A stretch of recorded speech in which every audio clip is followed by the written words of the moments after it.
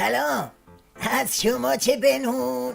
وقتی دیدم علی گدا بعد از یه مدتی دوباره سر و حمامش پیدا شد، اول گفتم لابد اومده یه خودی نشون بده و بگه جسم ناقصش رو به راه و سرطان مرطان خبری نیست. اما بعد که شروع کرد به فک جنبونی دیدم به جای صحبت از ضرب العجل و هسته و تحریم داره از غبار و ریزگرد و محیط زیست حرف میزنه. مسئله غبار را که حالا به قول معروف این ریزگردها را مثلا می شود حل کرد. اینا قابل حله، البته صبر، حوصله، تدبیر، دنبالگیری، این چیزا لازمه. بله، بس که به اینجا رسید گفتم خب بدبخت چی بگه؟ راجب مذاکرات و این حرفا که نمیتونه لبا کنه، وضعیت بنبسته. پس بنابراین مجبوره که بزنه به کوچه علی چپ و از غبار و ریزگرد و محیط زیست حرف بزنه. البته تو درستی این حدس بنده حرفی نیست، اما اصل قضیه اینه که بابا جون این محیط زیستم خودش یه داستان است پر آب چشم، کم مصیبتی نیست. معضلات زیست محیطی کشور از مرز بحران گذشته و به یک چالش ملی تبدیل شده است. بفرما. این حرف معاون شیخ فری بود که مثلا رئیس محیط زیستم هست. حالا بشنوید از علی گدا که خودش عامل اصلی همه مصیبت هاست.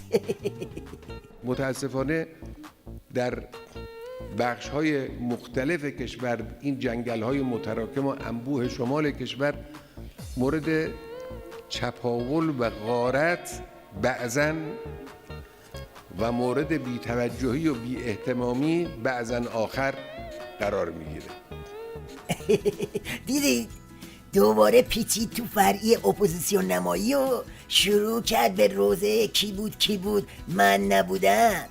بعدم رفت تو کار توصیه های کشکی. من تأکید میکنم اجازه ندید به این جنگل ها دست درازی بشه. بخش های مختلف کشور که مسئولیتی در این زمینه دارن، از منابع طبیعی گرفته تا محیط زیست تا بقیه دستگاه هایی که ارتباطی با این قضایا دارن، اجازه ندن با بهانه های مختلف از شهر بازی درست کردن و جذب نمیدونم عرض کنم که گردشگر و هتلداری و اینها بگیرین تا مدرسه علمیه، حوزه علمیه.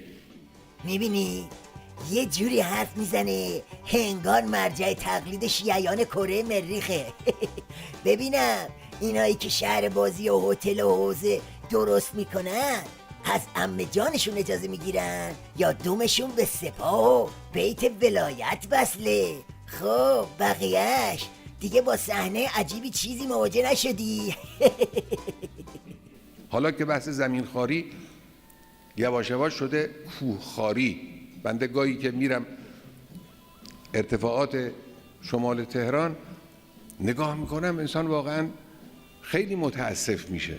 بارها من در دیدار با مسئولین شهری و مسئولین دولتی و اینها این مسائل رو در میان گذاشتم. خب تلاش هم کردن، لکن قاطع باید برخورد کنن. آخه آخوند ایران خار، تو رو چه به این ادا و اطبارها؟ 36 ساله که مثل هیولا داری کوه و جنگل و زمین و دریا و دریاچه ایرانو میبلعی.